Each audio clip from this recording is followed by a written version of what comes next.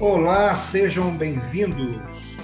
Nós estamos falando de moral, dividimos a moral em moral geral e moral especial. Então, só recordando, a moral especial, que é sobre a que estamos falando agora, não é nada mais do que a aplicação dos princípios universais da moralidade às diversas situações da existência e às relações que mantemos com o próximo.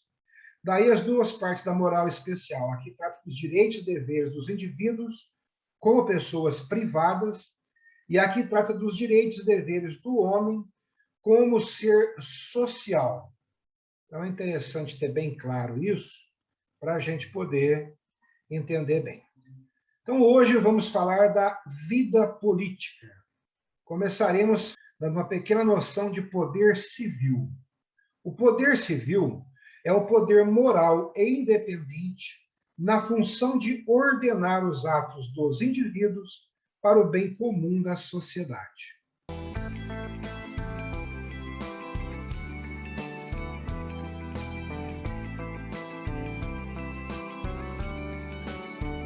O poder moral. A autoridade civil é um poder moral e não uma força física, porque tem sua origem na razão e deve sempre apoiar-se na razão. Lembrando que não se pode querer colocar o poder nas mãos de um só.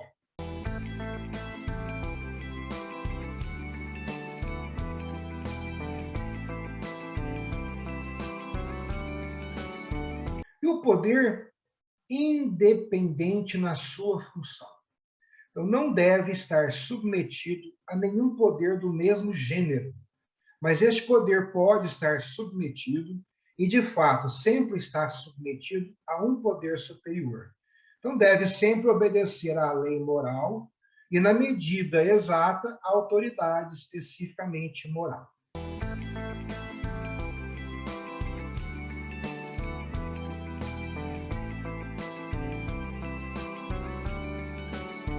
Três palavras para vocês: Estado, nação e pátria. Estas três palavras não são rigorosamente sinônimas. São realidades que podem ser materialmente idênticas, mas que não são necessariamente, nem sempre.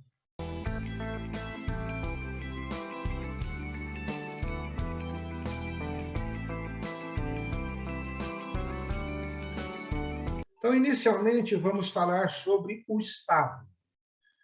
Resulta de um agrupamento de famílias submetidas a leis comuns, sob um governo autônomo, que vivam num território próprio e independente. Este é o aspecto material do Estado. Num sentido mais formal, o Estado designará o próprio governo e a sede do poder político, assim como os serviços gerais necessários ao governo do país.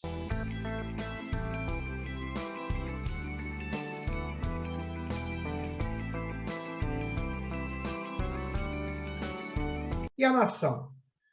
A nação é uma unidade moral resultante da comunidade de raças, ou pelo menos de tradições, costumes e línguas. Nações diversas podem formar em conjunto um só Estado, que tende geralmente ao federalismo, para garantir melhor a cada nacionalidade o respeito e a manutenção daquilo que a caracteriza.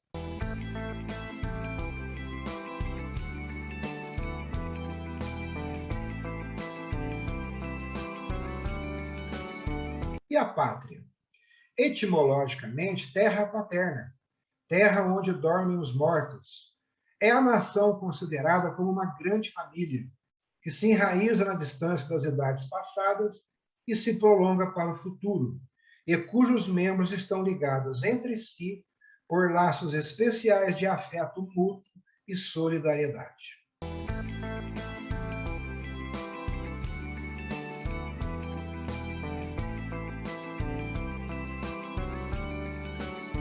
Bom, vamos falar agora sobre a origem do poder. E aí temos que colocar de início que toda autoridade vem de Deus. Então, a sociedade civil é natural em sua origem e em sua natureza, como já foi demonstrado. se bem que numerosas sociedades particulares sejam formadas pela livre associação de seus primeiros membros, como o Estado social é necessário ao homem, as sociedades assim formadas não são menos naturais. Portanto, a autoridade sem a qual não há sociedade origina-se sempre de Deus como de sua fonte primeira.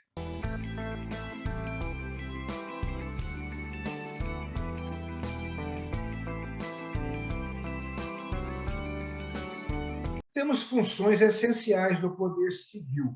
O poder civil exerce três tipos de funções.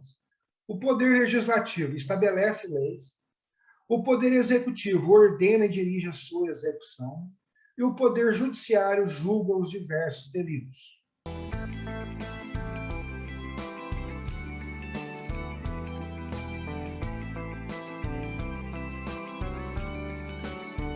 E temos também as diferentes formas de governo.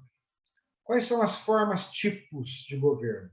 Costuma-se distinguir três formas tipos. O tipo monárquico, quando o poder reside numa única pessoa.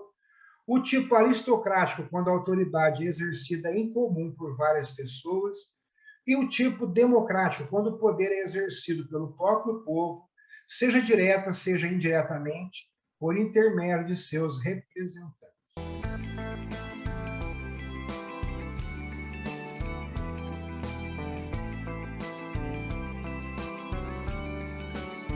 E temos as formas mistas. O poder civil é, na maioria das vezes, de natureza mista. Quer dizer, comporta uma combinação mais ou menos equilibrada das três formas tipos. São três estilos. Então, certas constituições monárquicas são verdadeiras democracias. Tem até aquele ditado: o rei reina, mas não governa. Constituições democráticas admitem, sob formas diversas, uma parte de aristocracia. Tem a Câmara dos Lordes, dos Pares, senadores vitalícios, por aí vai. E outras democracias se aproximam da monarquia eletiva.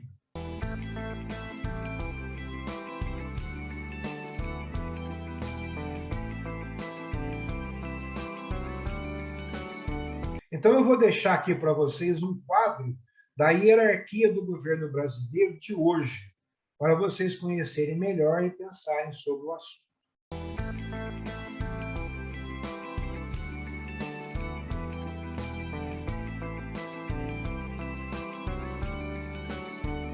As ditaduras. A ditadura antiga consistia em colocar nas mãos de um homem todos os poderes do Estado por um período limitado e no interesse da salvação pública. A ditadura moderna é um sistema político em que o poder absoluto é delegado por toda a vida a um só homem, como representante de um partido ou de uma classe, que se consideram como únicos qualificados para assegurar a prosperidade do Estado.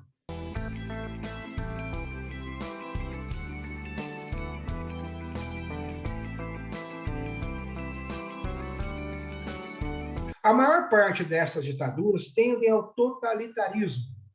A tendência totalitária não é, aliás, estranha a certas democracias, onde as maiorias se tornam, pelo desprezo do direito, verdadeiros instrumentos de tirania.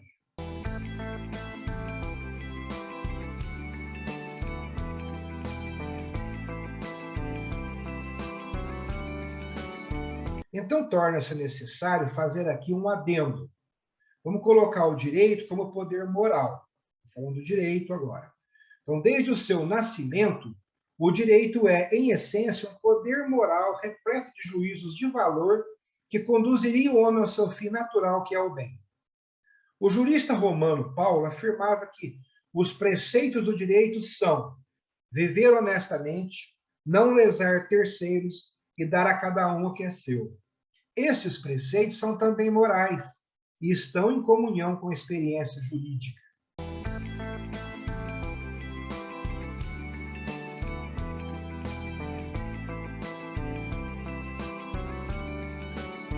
O que é a experiência jurídica?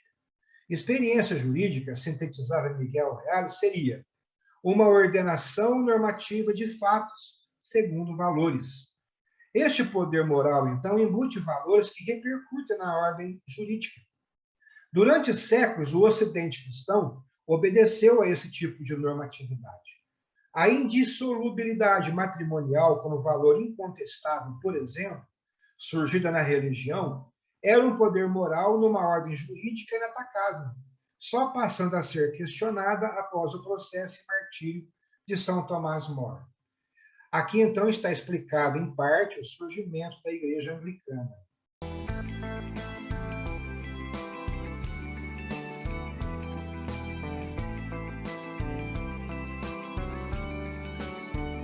Hans Kelsen é um dos filósofos do direito mais influentes do século XX. Ele retirou toda essa característica fundamental do direito. Ao fazer isso, afastar o direito da moral, abriu a porta do ordenamento jurídico para as contaminações das ideologias totalitárias, nazismo e comunismo, e para o relativismo, liberalismo, hedonismo, niilismo e outros mais, que são tendências culturais, segundo alguns são umas pragas culturais, resistentes e mais presentes do que nunca no século XXI. Então, restituir ao direito o seu poder moral é de vital importância tanto para a sobrevivência deste como da sociedade.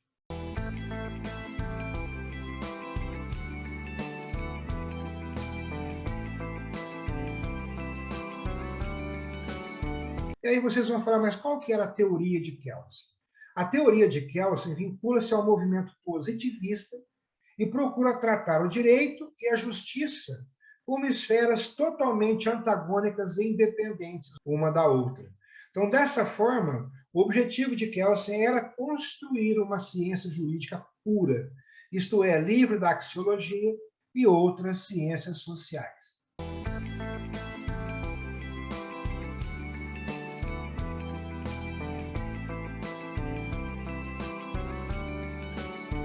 Dito isso, podemos falar agora sobre a vida internacional, sobre a sociedade internacional, sobre as relações internacionais. As diferentes sociedades políticas, organizadas em estados, são perfeitas sociedades, mas que não devem viver isoladas umas das outras. O isolamento não seria compatível com seu interesse nem com seu dever.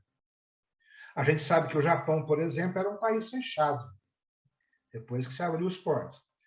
Os diversos estados são levados, então, a manter relações comerciais e culturais que criam toda uma rede cerrada e complexa de obrigações recíprocas, reguladas e garantidas pelo direito internacional público e privado. Isso é chamado de direito das gentes.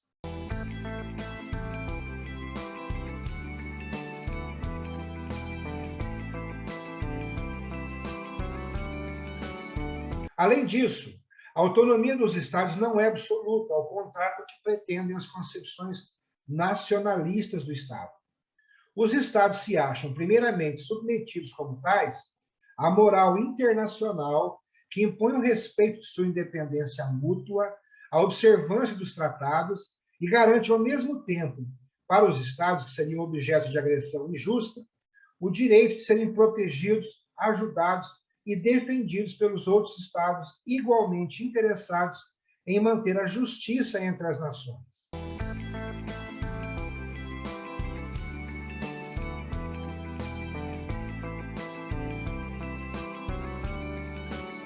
Por outro lado, e pela mesma razão, há um bem internacional que é da comunidade humana em toda a sua extensão, cujas diversas sociedades políticas estão solidárias e exige uma autoridade superior aos Estados, se bem que essa autoridade não esteja ainda reconhecida universalmente e nem suficientemente organizada.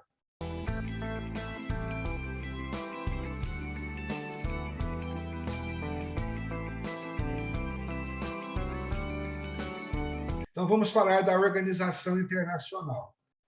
A Liga das Nações, criada em 1919, nasceu do sentimento de solidariedade dos Estados e de sua subordinação ao bem internacional, e também praticamente do desejo de regular os conflitos eventuais por outros meios que não a guerra, então em particular pela arbitragem, quer dizer, o desejo de colocar daí por diante o direito em lugar da força nas relações internacionais.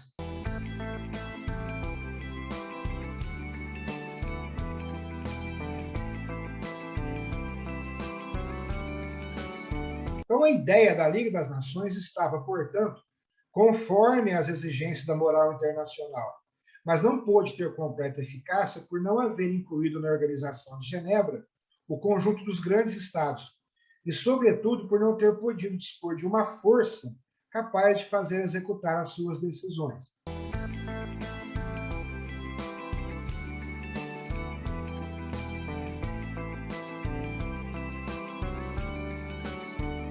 Então, recordando, ao fim da Primeira Guerra Mundial, a Liga das Nações foi a primeira organização a lutar pela paz internacional. Os objetivos da organização eram impedir as guerras e assegurar a paz a partir de ações diplomáticas, diálogos e negociações para a solução dos litígios internacionais. Olha que interessante, o Esperanto seria a língua oficial da Liga. Hoje quase nem se ouve mais falar em Esperanto, pelo menos por aqui, né? E eles já tentavam atacar a escravidão, as drogas e mais um monte de coisas bem atuais, mas não conseguiu impedir a Segunda Guerra. E é bom lembrar que o Brasil era um membro forte do grupo. Ela foi extinta em 1942 e em 1946 passou as responsabilidades ao novo órgão que é a ONU. Parece-me que só a Palestina, devido ao conflito com Israel, que é membro, e a Santa Sé na cidade do Vaticano estão fora. Mas a Santa Sé é vista como um país independente, na realidade participa de tudo, mas não pode votar. Então é interessante, porque Israel está lá, a Palestina está em conflito, então tem que resolver para poder entrar. Eu estou falando isso para mostrar que em 2010 a FIFA de futebol tinha mais membros que a ONU. Hoje não, hoje melhorou bastante.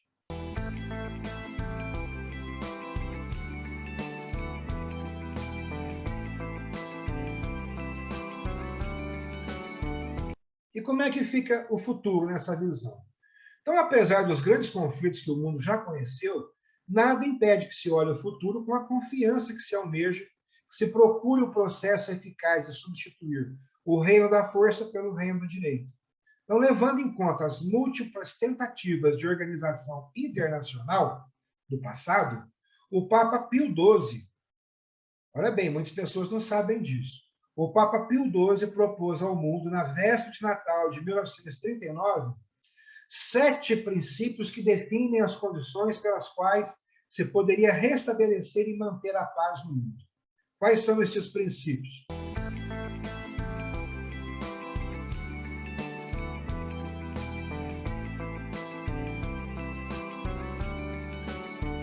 São os seguintes. Primeiro, direito de todas as nações, grandes e pequenas, à vida e à independência.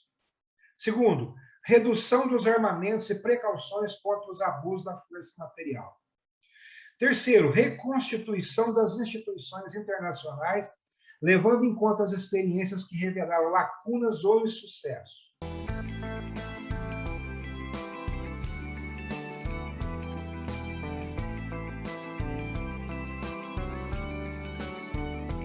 Quarto, criação de instituições jurídicas destinadas a garantir a execução das convenções internacionais e, em caso de reconhecida necessidade, revê-las e corrigi-las.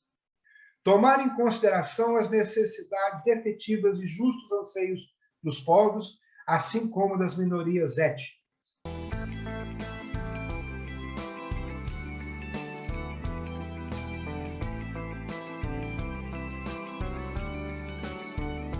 Sexto, revisão justa e sábia dos tratados e procura pelos caminhos pacíficos de um acordo amigável nos pontos em que for necessário. Sétimo, restauração dos costumes públicos do sentido de responsabilidade e de justiça social.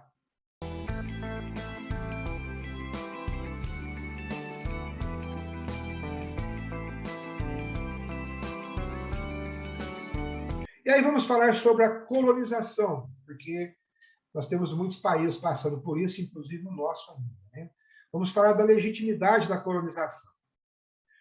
Nós temos aí um sério problema agora, que é uma possibilidade de que um indígena seja prêmio Nobel, e isso vai gerar uma série de problemas para o atual governo, coisa recente, vamos ver o que acontece nos próximos dias.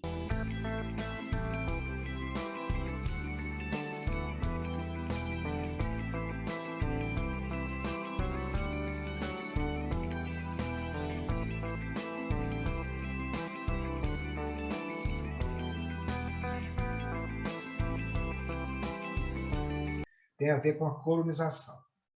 O direito de colonização se baseia no interesse que pode ter para o bem geral da humanidade a valorização dos territórios que os silvícolas são incapazes de explorar, no dever de caridade que incumbe às sociedades civilizadas de fazer penetrar nos países material e moralmente inferiores os benefícios da civilização.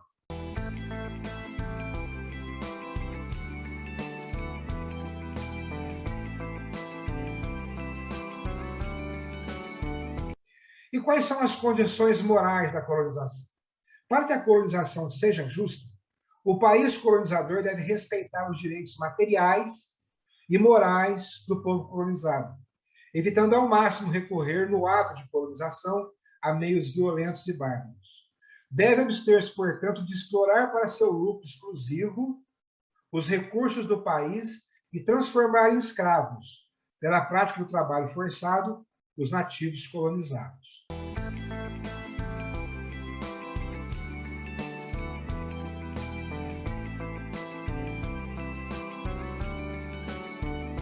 Deve, por outro lado, ocupar-se e elevar o nível moral dos silvícolas, favorecendo pelas escolas, pelas instituições técnicas, o acesso do maior número a um nível superior de cultura.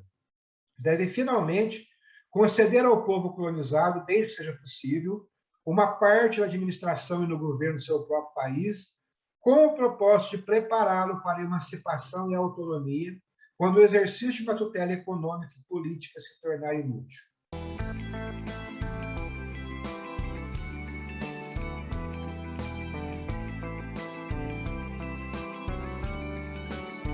E já que falamos sobre política, sistema econômico, comércio internacional, é bom clarear qual é o sistema econômico brasileiro.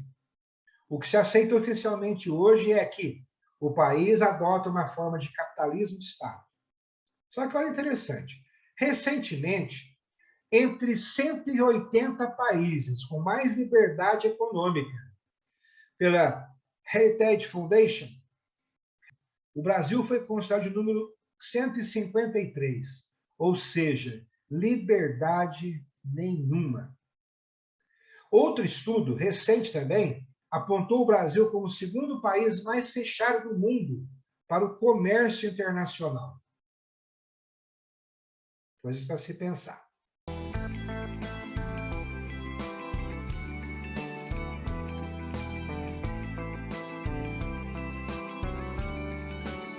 Vamos falar um pouco agora sobre a sociedade religiosa, a necessidade social da religião, a sociedade religiosa natural ao homem.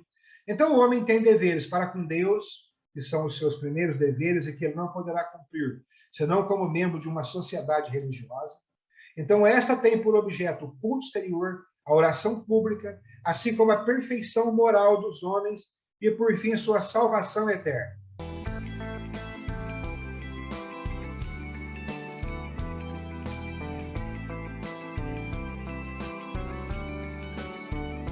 Mesmo que não tivesse uma revelação e uma religião sobrenatural, os homens deveriam reunir-se num corpo religioso mais ou menos distinto do corpo político. Então, a sociedade religiosa é uma verdadeira sociedade. Olha bem, pois ela é composta de homens e não de espíritos. É exterior, visível e perfeita, porque tem todos os órgãos essenciais a uma sociedade completa. Poder de legislar, de administrar, de julgar.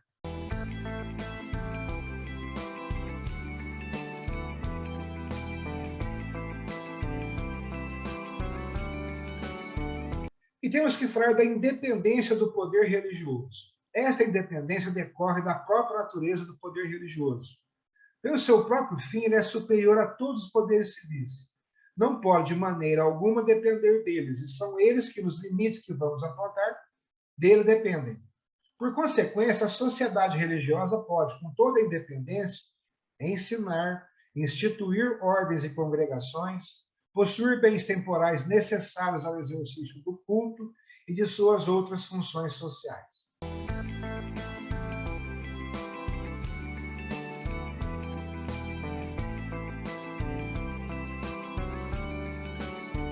E qual que é a relação com o poder civil? A união dos dois poderes é natural e desejável. Se a subordinação dos fins impõe ao poder civil trabalhar pelo bem moral dos seus membros, como poderia fazê-lo melhor se não colaborando com o poder religioso e favorecendo suas iniciativas, proporcionando-lhes respeito e proteção?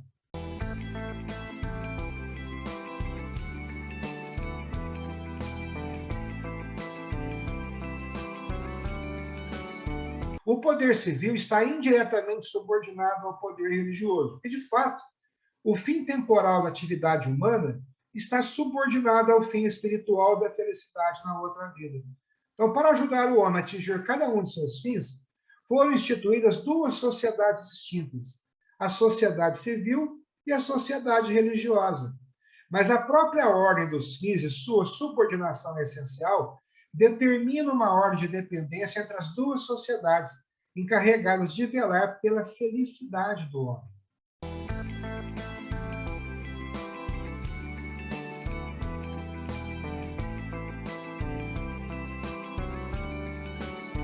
Então, primeiro, nas questões puramente temporais, trabalho público, organização dos transportes, etc., o poder civil é independente.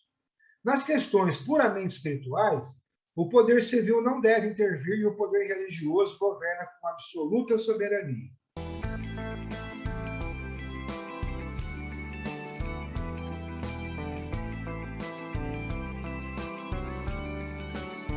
E aí temos as questões mistas.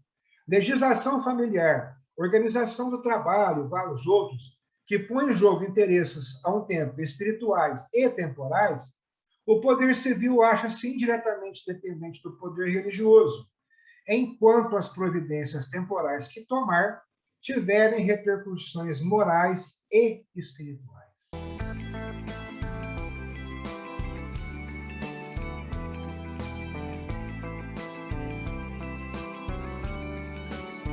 Eu gostaria que vocês dessem uma revisão, que a gente viu a interferência civil-religiosa. Colocamos duas situações com relação ao direito, que sempre esteve ligado à moral, até aquele pensador lá que colocou uma série de ideias que, e a partir daí houve uma separação entre direito e justiça. A fundação aí do anglicanismo, discretamente, a gente acabou colocando também. E esta hierarquia entre o poder civil, religioso e tudo mais. Vida longa e próspera, paciência e perseverança. Um grande abraço a todos. Boa noite, pessoal.